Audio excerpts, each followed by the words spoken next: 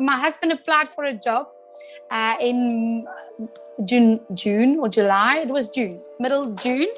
And yes, 3 months later, our stuff was packed on the ship and we were on our way. So it really happened so quickly. And especially during COVID, we felt it was meant to be. Life is so much easier. The parks, the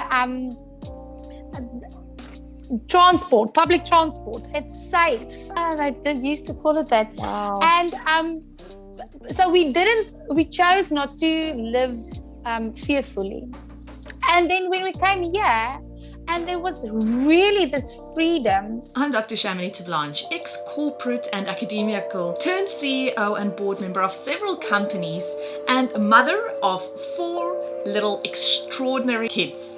But it wasn't that long ago that I lacked the confidence, the know-how, and the time to focus on designing and really going after the life that I so wanted to live. A life of freedom, of fairness, and of being fair dinkum to who I really was and what I wanted to get out of this fleeting time that we have on Mother Earth. Fast forward to many lessons learned and moving halfway around the world to the most amazing country, you'll see the life that I now live.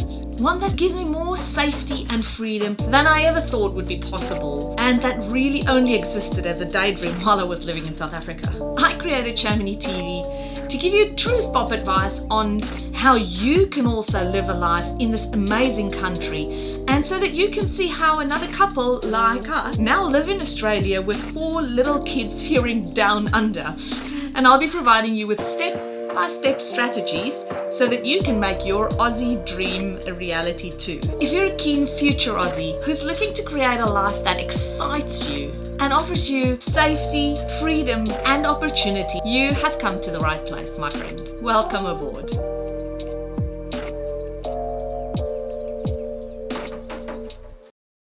Hi, Shantel. Thank you so much for joining us today, all the way from amazing Adelaide. How's it going? Oh, very well, thank you.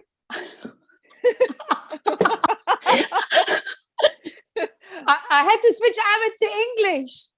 I tell you, English, Afrikaans, we've been chatting so much and not realizing which language is it. Has this actually happened to you where you've spoken to somebody in Australia in English and then suddenly you realize you're saying in Afrikaans something and you're like, oh, you just look at the face. You just look at the person you're talking to's face, and it would be like, oh, sorry. It's need like to translate. Blank. Yeah. Oh, so how long have you guys been in Australia for? Well, we arrived in September, end of September, the 24th to be exact, 2020. 2020. Yeah, 6 months. Very fresh. Wow. Yeah, super fresh. How have you settled in mid-COVID, immigration? Yeah. What a big time. It was challenging. I think it happened so fast. My husband applied for a job in June or July. It was June, middle June. And yes, 3 months later, our stuff was packed on the ship and we were on our way. So it really happened so quickly. And especially during COVID, we felt it was meant to be, because with all the challenges, our flight got cancelled a couple of times, 2 or 3 times, or postponed, and we didn't know indefinitely when we were going to fly out. And so it's been a journey, a lovely one. Yes, talk about a interesting up and down kind of thing. I'm sure. So tell me, yourself, your husband, and there are some little ones involved too. Yes, we've got 2 boys. Logan, he is 6 years old, turning 7 this year, and the youngest one is 4, LJ. He's at kindy at the moment. And they are loving it. They do miss South Africa, but they are loving it. They were sitting around the table the other day, and my youngest asked if we could pray for the meal, and yes, and he was praying, I miss South Africa, and I miss my house, and I miss my dog. And I was looking at my husband, I thought, oh my goodness, did we do the right, that Did we do the right thing? Are they going to be okay? And at the end of the prayer, he said, can you please bring all my family and friends to Australia because we love Australia? So we were like, yeah. How cute. Oh, that is so Yes. sweet. Yeah. And then you went, thank you, Jesus, for that. It's like, what a relief. Absolutely. Oh, that is so sweet. Yes. So did they grew up speaking Afrikaans, obviously? Yes. And now they're in all English. It is actually amazing. They learn so quickly. Really, they are just. Yeah, we think sometimes when we struggle with something, imagine how they should struggle or how they bounce back so quickly. They're so resilient. My youngest speaks, he calls me in English during the night. He wakes up, mommy, I miss you, or I want you. Oh, wow. And we still speak Afrikaans at home. We don't talk English. And Logan, my eldest, his teacher spoke to me the other day, and she heard us speaking Afrikaans on the school grounds. And she came to me and she said, are you guys Afrikaans? Or are you do you speak a different language? And I said, yes, we're Afrikaans. And she didn't know it. So that was a good thing as well. And we didn't speak English in South Africa. It was just like the normal, at the teller or the grocery stores that you go to, that they hear English, or the television. That's amazing. So where in South Africa are you guys from? We are from Muldersdrift, Krugersdorp area. Yeah, on the farm. I always think of Muldersdrift as the place where everybody gets married. Oh, yes, it is. It's beautiful there. Oh, it is. It's we lived on in a conservancy where they had loads of wild animals, giraffes, and all kinds of bugs. So what happened? Give me a bit more information about the actual job application of your husband. What does he do, and then how come that you guys get it so quickly? Okay, so my husband's a aircraft mechanic. He's in the aviation industry, and we always wanted to move north. He applied for a lot of jobs in the northern hemisphere. My father lives in Canada, so we really wanted to go north to that side, and he didn't get any replies. Those standard emails from, thank you, your CV looks good, but you are not as good as the I call them the Dear Johnny letters. Yes, that's horrible to get them. Anyway, and it was actually an internal email that came through from not head office, from the boss, and which said that they are looking in Australia. They're trying to find someone to in the aviation industry. Is anybody interested?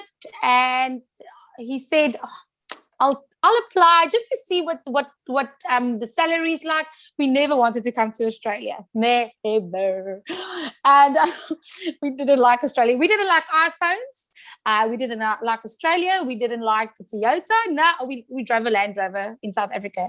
We got iPhones during COVID because our Androids broke. So we both got iPhones. We love iPhones now. We came to Australia.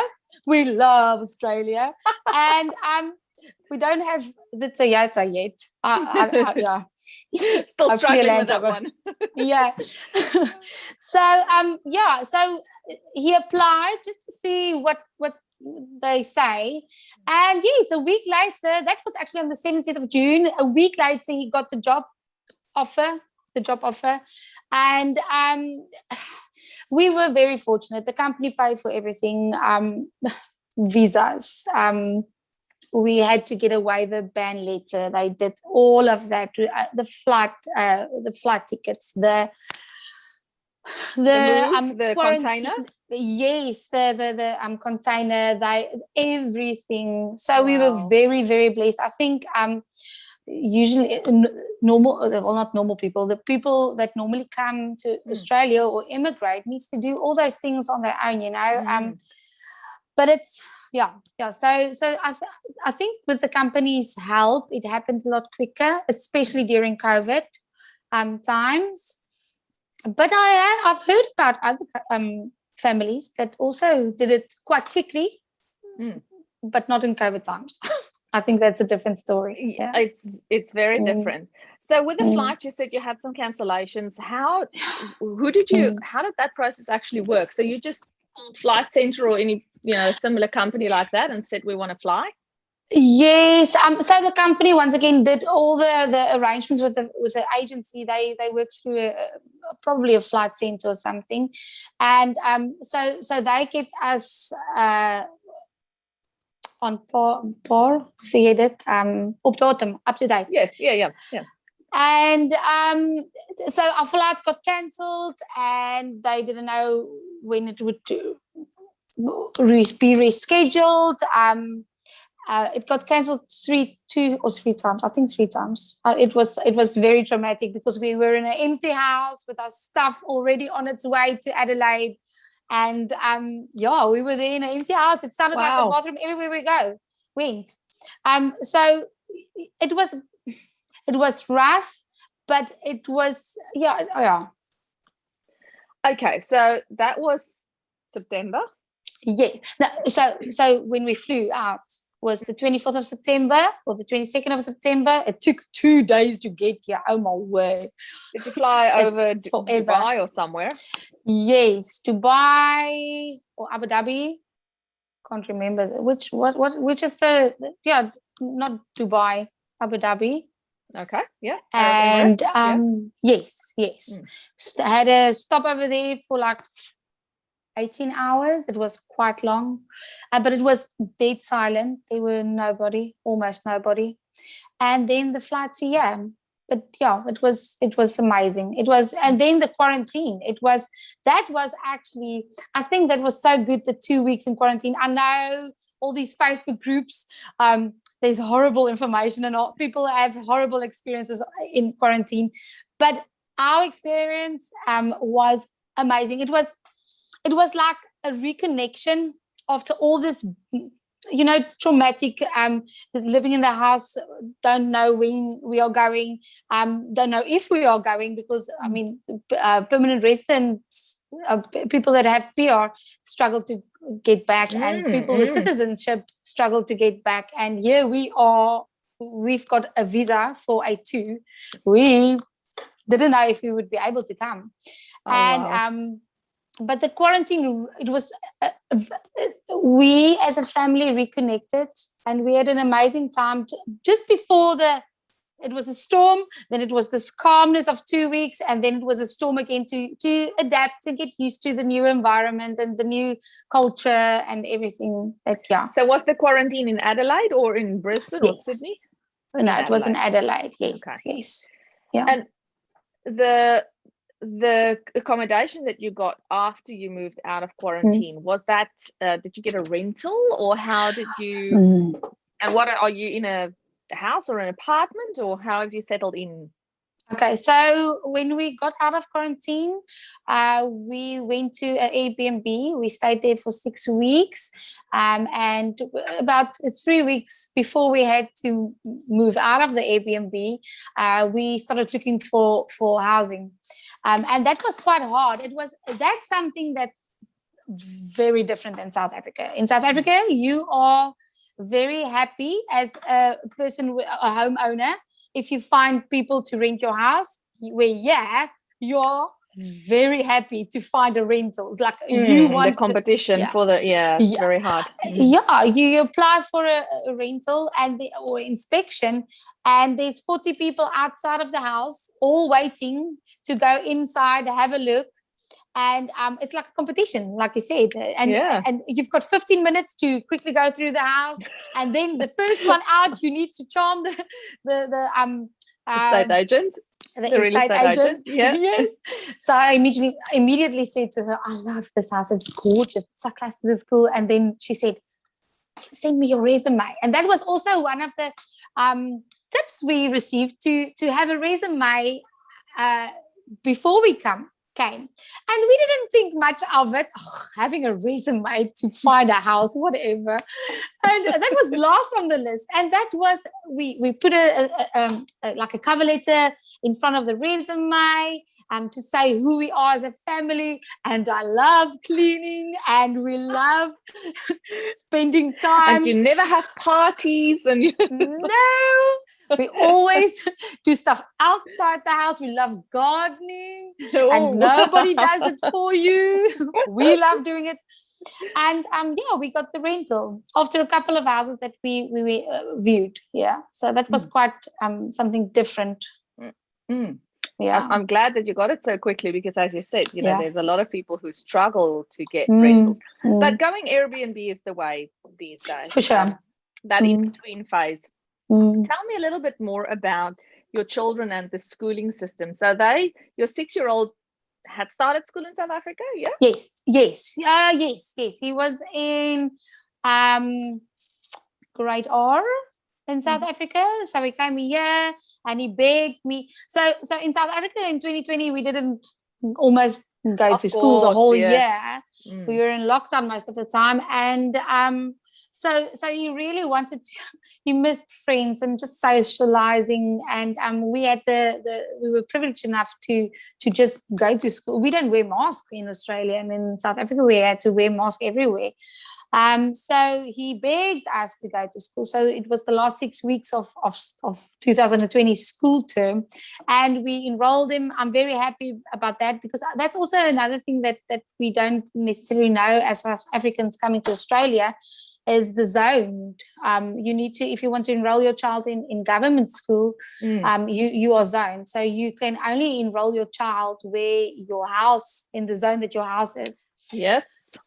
So so we loved Glenelg, and we enrolled our child, or Logan, in Glenelg Primary School. He loves it.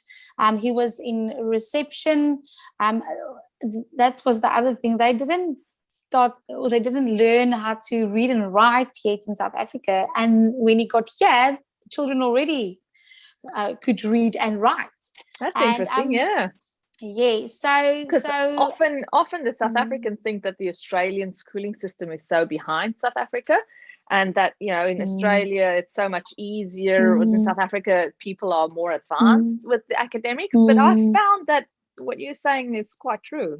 Yeah, and but you know what? I think the children learn so quickly. Logan learned how to write and read in 2 months. So the system that they use, the methods are very good. I think I found that in South Africa we take so long to teach our children to read and write. Like at the end of year 1, they not nearly as capable, in my opinion, in reception. If you compare it to how they read and write in reception already, So yes, he's in reception year 1, and they just moved him up, even though he couldn't read or write in reception. And he's on par at the moment with the other children. He's doing excellent. And he has lots of friends and running around and being a healthy, active little boy. Absolutely. And I think that's the most important part, is having friends, and because that helps him settle in quickly. School can, academics aren't always nice to read and write and learn or study, whatever.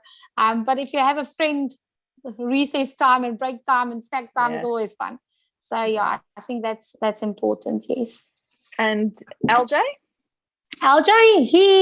we had a bit of a rough time with him. We arrived 24th of September, and the 6th of November he was diagnosed with type 1 diabetic. Yes, so it was almost a month and a half maybe, and but I must say, even though we do not have Medicare, that's the other thing that we didn't know, that we came here with a 482 visa, and Medicare is not on it. You don't get Medicare, you don't get health services. You need to pay for it all out of private health. Yeah, and you have to have your private health, but that's still, you've got a waiting period of a year before they cover anything. So so that was excellent. It was obviously, it's chronic. It was not pre-existing, and we went to the women and children's hospital, and they were excellent. We felt so loved and cared for. And I'm so happy that we were here when he got diagnosed, because I don't think we would have had the same, even with, health services in South Africa, we wouldn't have nearly had the same experience being diagnosed with type 1 diabetes in South Africa. So we had a really good experience. It was super traumatic, and yes. So but he's okay now? Yes, he's I think he handled it the best of all of us. He handled it the best. Aside from being injected 5 times a day, he is active. He is just doing life. He loves Kindi. Yes, and that's the other thing. He goes to Kindi twice a week, and then every other week, half a day on a Friday. And they are so accommodating. They are so caring and loving and trying to do their best to adapt, because they need to look after him medically while I'm not there. So even though we've got technology that helps us to monitor his blood sugar levels, I still need to be comfortable phoning them and telling them, can you please give him some lollies, sweets? Or can you give him a Rivita or an apple, whatever? You need to let him run around a bit. So yes. Because you see his blood sugar levels all the time on your phone. Is that yes. Is it an app? Yes. So they call it a CGM, continuous glucose monitoring device, which we insert on the back of his arm, and that transmits his blood sugar levels to his device, his phone, and then his phone transmits it to our phones. Okay. That's amazing. Yes. Wow. It makes life. I'm also a type 1 diabetic, and I don't know how my parents did it. This makes my life so much easier. Can you imagine back in the day? Wow. How old were you when you found out that you were diabetic? 10 years old. Yeah. Wow. Yeah. That's amazing. Yeah. It is. Chantel, how have you guys settled in terms of friends and the community? Do you go to a church in Adelaide? We do. Before we came to Adelaide, we knew that the Airbnb would be in Glenelg, and so we had a look around for churches that we might be interested in. And luckily with COVID, they had all these online sermons, and we found one that we're very happy with. And it's so, I think it's so important to have a support system, and we don't have friends or family before we came here. We knew people, but from South Africa, and they were all here. I've got one friend that's here from South Africa that I've known, but she's been here for 2 years. So, and we keep contact, but it's not a daily thing. It's not the friendships you build back in South Africa. So it's so important to have something, a support system, a community to support you, because it can get lonely. I make friends super easy, and I must say, it takes longer. I don't know if it's because you're older, or I need to focus on my family, or I don't know what it is, but it takes longer, and it's not my primary focus, but it's one of my needs. To have a friend, to share your stuff with, and we still have contact with our South African friends and family. We've got a WhatsApp group, and it helps. But it's not. The time difference makes a huge difference. It makes it difficult, and you need to settle your life this side. So it's a bit of a catch-22. I find it very difficult actually, because when I'm awake, South Africa's asleep. Yes. Yeah. And when they start waking up, I need to go get my children.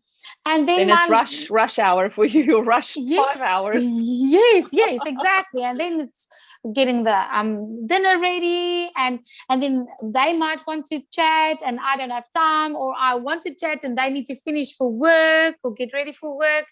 So it's the time difference is hard, but I think it's important to also start to establish your life this side. I didn't move out of South Africa to hold on to South Africa. We need to settle our lives here as well. And but I do find it hard. I think I was talking to some Kennisser the other day. People that I knew. Yes, and I think it's like the South Africans always find each other. Doesn't matter where you go, because we have so much in common. You know, the culture, being immigrants. I'm from South Africa, and then the thing that I find hard is that once you take all those commonalities away, you don't have a lot of stuff in common necessarily. And I think a good question my father always said, and I thought it was silly, he said that being in Canada, it's their potential friends that they are visiting or meeting up with, and they would ask themselves, would they have been friends in South Africa? And if the answer is no, they don't even bother. And that's I understand it now, because I think you have to have the same passions in life, or the same outlooks and the same values and morals. And it's not a status thing. It's really the passions in life. It's like if you like camping and I like camping, then we might get along, you know. Or if you like drinking wine and eating biltong, not being, but that's a cultural thing as well. So it's that's not that's stupid things to name. I but understand 100% what you mean. I'm in the peculiar position where I have, I want to say gazillion children. I have 4 children. Feels like a gazillion. Not many other parents have 4 children, but I'm also a mum who chose to have a career while having children. And that is not a very common thing. I'm also an older mum compared to the mums that are my children's friends' mums are much younger, because I had children much later in life. So as you say, when you strip away all those commonalities of language and biltong and whatever else it might be, then there's not all that much left. But it's because you're choosing out of a very small pool of people. If you start broadening your pool to include Australians and people from the UK and people from wherever else in life, then you start having that more numbers to choose from. But exactly in South Africa, we were brought up quite narrow-minded in a way. We pretty much just hung out with our culture. You had Afrikaans friends who drove the same cars, who went to the same church, who did just those same things. We didn't do any of the other things, which means that now that you're in Australia, it's sort of naturally you're trying to just go and look for exactly that kind of package. And if you look for that package, as you say, then you narrow yourself down, because if you start finding all these other things inside, then you only have like about 2 or 3 people to choose from. Exactly. Yes, and that can make you feel even more lonely, you know, because you end up missing your South African friends, because and that's special bonds, because you and like you said, I grew up in lots of places. We were moving around a lot, so I have friends all over, but most South Africans grew up in the same neighborhood, went to the same church, went to the same school for 30 years, and moving out here, it's hard, and I think for them especially. And what I found in Australia is that the suburbs, there's not maybe it's different in Perth, but in Adelaide, I feel like it's all social economical statuses in one neighborhood. So you get super rich people and super poor people in the same neighborhood. So it's breaking that mentality, that narrow mentality of, and people mingle, you know. Australians are so friendly. That's what I find.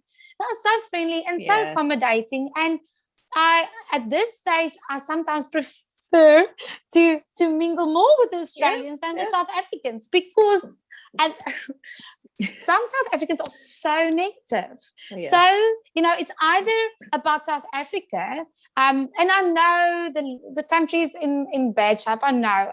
I mean, we've been there just 6 months ago, and but I still have my family there, you know, and I do sometimes feel like a traitor because I left them there and I want them here, but I can't make that decision for them. It's my decision, and my I've got 2 boys. They need to look after a family one day, and it's also we need to look after our family. Everybody, we are a community, and we need to look after each other. But at the end of the day, when it's going gets tough, everybody's going to go and look after their own, you know, each to their own. Yes. And yes, and then you get the other Australian, or not Australian, South African Australians, and they say, oh, but wait, you see this Australia, it's this and that, and we don't mingle with Australians because they all, and I think so what I'm trying to say is to I don't want to mingle with negativity because it's hard already to move. It's one of the top traumas that people go through is to immigrate. And there's a saying that they say, what you plant and what you water, that's at the end of the day that will grow. So that negativity is good to stay away from. And if that means staying away from South Africans for a bit, then you got to do what's going to make you settle in and keep you sane.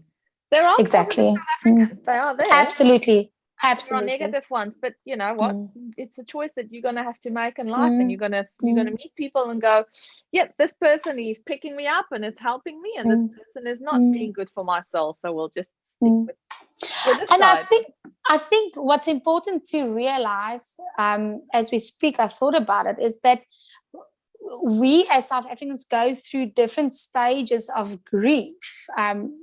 You know, having to immigrate to another country, and sometimes a person that's negative is maybe busy or in a certain stage where they are angry and they need to deal with all these negative emotions that they are feeling. Yes, and some people are not there at the moment, and they've worked through it. So yeah.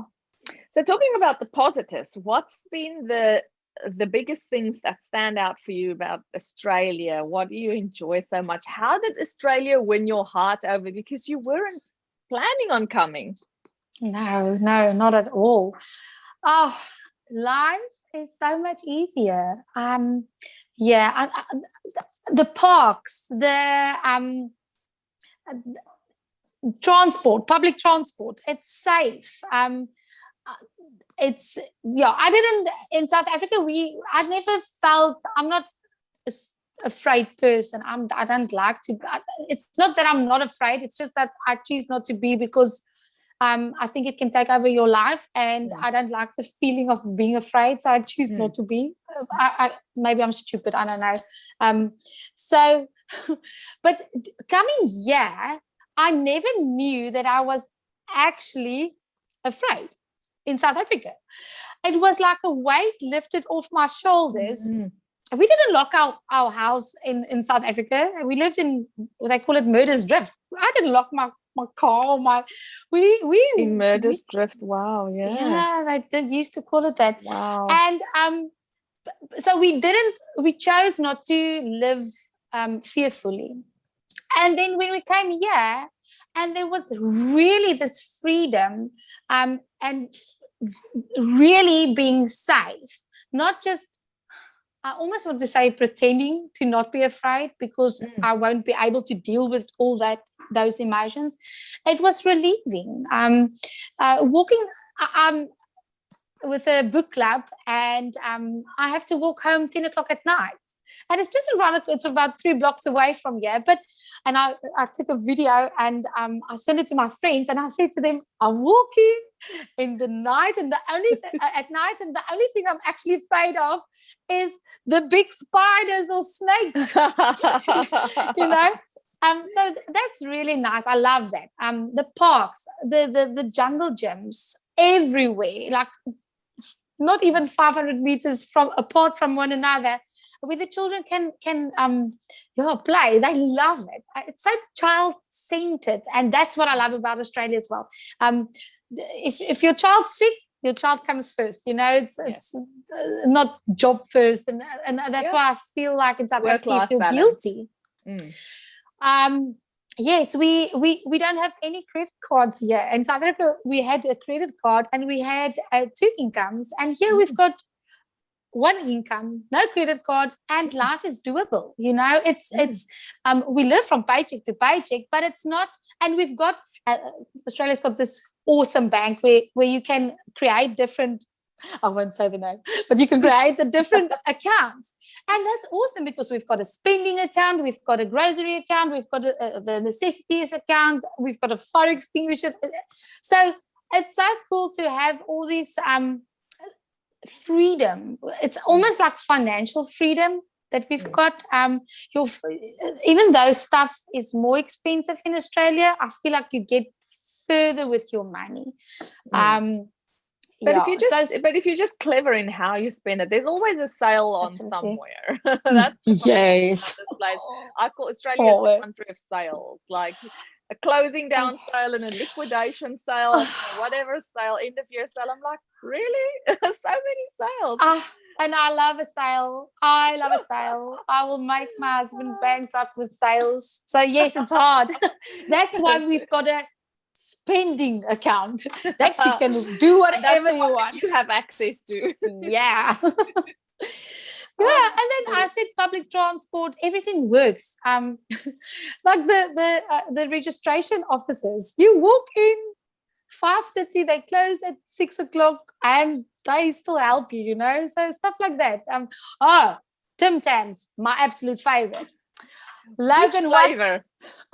No, the original. I love the original. Okay. Yes. So my son Logan watched a video where I can't remember which one of your son. I think it's Everest. Was it? It was Monaco and Bordeaux who did how to eat it. Yes. So Logan loved that, and he did a peppermint crisp, a South African peppermint crisp one, where we had the milk and we bit off the ends of the peppermint crisp, and you do the South African Tim Tam. Yeah. That's a very clever one. Yes. Ooh, I love peppermint crisp. I miss peppermint crisp. That's what I miss. Have you found all the South African shops yet in Adelaide? I have. There's actually, there's a couple, and then I saw that Foodlands also stock some of the South African products, so it's really nice. And it's so cool how all the South Africans meet up there. Like you don't know each other, and you start speaking Afrikaans in the aisles, or you'll walk in Aldi, and you'll tell your children, that's the nice thing of being in another country where they don't understand Afrikaans, and you tell your child often Afrikaans, and then someone else will. Ek het gesê moet dit nie weer doen nie. Ek gaan vir jou wits. And then someone else chips in. Jy moet luister vir jou ma, hoor? And yeah. And then you're like, did I say anything rude? That's so cute. Yeah. So yes, that's nice. You guys have been here 6 months. Your intention is, I guess, then to be here long term. You're not for sure going back? No. Your visa is a work visa that allows you to apply for permanent residency, or how does that work? Yes. So we are in the process now of getting, and that's the other thing. I wish and it was short notice, so that's why we got the 482, and most companies do the 482 because it's quickly to get the people here, and it's the easiest visa to get, I think, but to get you as quickly here. And but it's like the Medicare, the schooling, that's stuff that I wish I knew before we came, because it's a lot of expenses that we had to give out in order to get our children into school. Children get sick, or they fall, or they break their arms or whatever, and then you need to have those the health stuff in place. So we were here on a 482. We are here on a 482. We are busy doing the 494 visa, or applying not applying, but gathering the stuff. And I had a surprise that I have to write the English test, which I wish I didn't have to. Just because I'm lazy. Because you speak English very deliciously. Yes, just on a good day. Sometimes the English it depends on what time you get me. Sometimes I'm tired, then it's not so deliciously.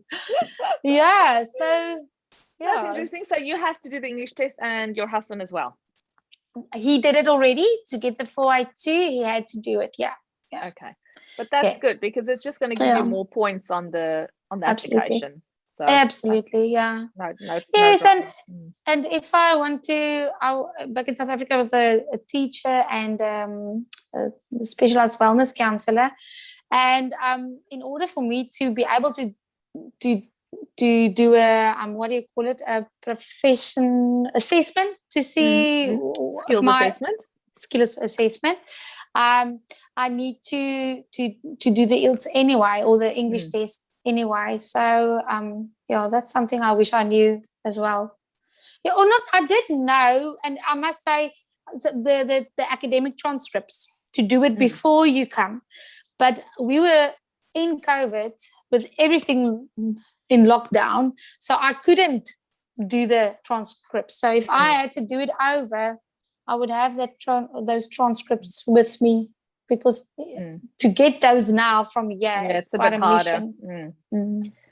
Yeah. So our viewers obviously watching to your story today, Shantel, most of them would love to be here tomorrow if they could. For sure. What are your tips for them in terms of coming or not coming, or what should they do?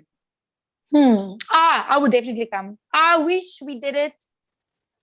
I think that's the only regret that I have, is not coming earlier. We love it. Yeah, it's I would do it in a heartbeat again earlier. So I think I would. So people have a choice to either bring their own stuff, or and it costs a lot of money to get your shipping or a container to bring it, and but it's so worth it. It felt like Christmas with every box that you opened, and it makes it a bit more homey. So you've got all your containers already arrived. Yes, how long did that take? That took about 6 weeks, 6 to 8 weeks.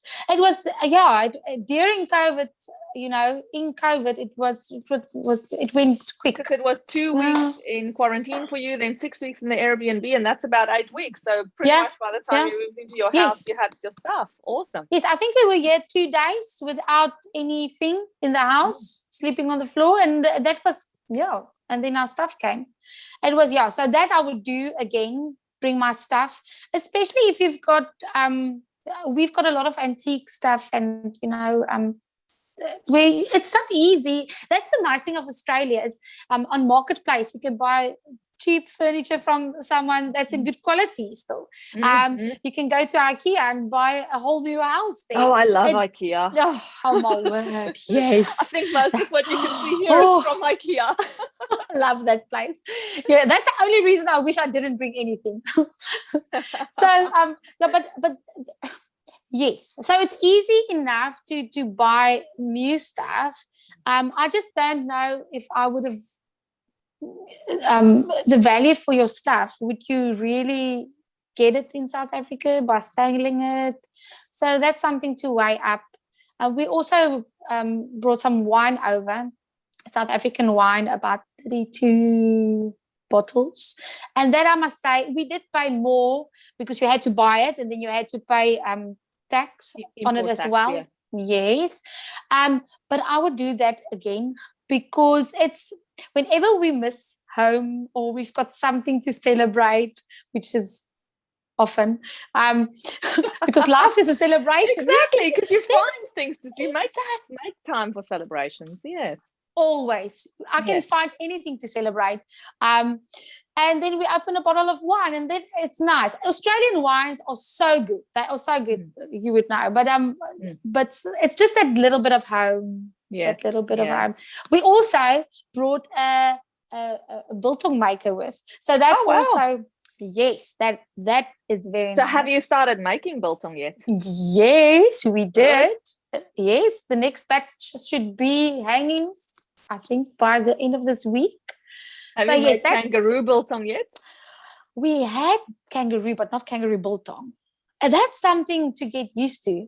The meat is so fluorescent. Yes, it looks a little bit different. Especially after you've pet the kangaroo and it's yeah, but it's quite nice. It's yes. Yeah. So but this is the interesting thing. You can buy kangaroo meat in the grocery, in Coles or any one of those. It's like just there with all the other meat. Yes, with the beef and the pork, everything. Medicine. I must. We had a stomach bug, the whole house, except for mommy, and then mommy got it last, like always. Oh. Yeah. Anyway, and the children were so nauseous, and they didn't want to give us any medication for that over the counter. So stuff like that. I wouldn't bring loads of medicine, but like painkillers, especially if you need something stronger like Maprodol or whatever. But the nauseous medicine or the like Buscopan I would bring as well. And if you've got a chronic disease like me with my insulin, that's quite a big expense. Something that's very cool over here, they give you a 6 months subscription. So you only go to the doctor once and you get two prescriptions, and that lasts you the year. So that's awesome. Very cool. But it and if you do have the right visa, not the 482, you get it much cheaper than in South Africa. Yeah. So it was for me it was better to bring a lot, at least for initially, because then once you change over to Medicare, then you should have subsidized medicine. Yeah, exactly. And then the other thing is we went to the dentist before we came here because we were so expensive. But then having small children, I found out that there's a government funded dentistry in I don't know in the other parts of Australia, but in South Australia. And if your child's under 4 or 5, you get it for free. So the one child, my 6-year-old, I took to a normal dentist and I paid over $2,000 to get his teeth fixed. And then we got penalized in South Africa because we went to the dentist and they had expenses, and then we cancelled the medical aid. So we had to pay penalties, and then we came here and I had to go to the dentist anyway because the tooth broke, life happens. Oh dear. So to know that there's funding for children under 4, for example, and we didn't even pay more, anything. So here in WA, our children, all primary school age children, I think up until some high school age are covered for dental That's amazing. Yes. Yeah, if it's older, dental costs it's $45. Are so much more expensive than in South Africa, and medical funds don't pay as well for your dental costs here. Yes. I think it's better to be a dentist in Australia than a doctor, to be honest. I think they make so much more money. Absolutely. Okay, so your tips are pack some meds, but just meds that you use, Yes. And your thing that you miss the most in South Africa, what, except for friends and family, what would that be? Eating out, going out for dinner, because it's so expensive here. And meat, South Africans, we love our meat. We really love our meat. And yes, meat is expensive. Biltong, in South Africa, I could buy 200 rands biltong and it would be a big bag full. Yeah, I pay $40 and it's small. So at the end of the month, and I always buy it while everybody's at work and at school, so I can eat half of it before everybody else. Clever mum. Yeah, and I think the other thing is, especially for moms out there, I came with the idea that I'm going to be the backbone of my family, and so I came well prepared mentally, but it is hard. it is, I love to travel. You can throw anything at me and I'll handle it. But this was really, really hard. The transition, the getting used to the new stuff, the new environment. And I think just knowing that it's gonna be hard and that's okay. This too, it might feel like a kidney stone, but it will pass, that kind of attitude, to know that and to work through the emotion, because being the backbone of your family, not having a job, needing to sort everybody, you need to make sure that your family is fine, your emotions and your needs comes last. It's hard, but you will settle. And I think the best that I can give a mom that's in the same shoes as I am is to find stuff to make you feel like a unicorn. to make you feel irreplaceable, to make you feel that makes you tick, and to surround you with positive people. And the Facebook groups are very helpful, as you all know. They're very helpful, but some of them can get very negative, and I think that's I think which you won't get in my group, because South Africans wanting to immigrate to Australia, we don't. I ask the question always: what are the things that you like most about Australia, and the things that you don't like? Because I do keep it real. But that's we good. focus on positive because life is too short. Absolutely, life is too short. And now I have to say to you, you've got the best color choice, because and for everybody watching, we organized this. Come on, we said you have to get a mustard yellow top and earrings for the interview. Absolutely. Oh, Shantel, it's been fabulous talking to you. Thank you so much for sharing your story with us. It's and I can see that your battery is about to go. I think. Is it still there? It's still there. It's been really amazing to hear your story and how you have soldiered on through all the things that life has thrown to you, and come out on the other end smiling and just making the best life for your boys. And you'll settle in no time. You'll find that this is an amazing place to be. So thanks so much for sharing your story. Do appreciate it. Thank you for having me. It was lovely. It's my pleasure, and we'll chat again. Absolutely. Take care. Bye. Bye. All right. So thank you so much for joining me today. If you had fun, please remember to hit that subscribe button, and then it'll make sure that you never miss a thing. I'll see you same time and same place next week. Bye for now.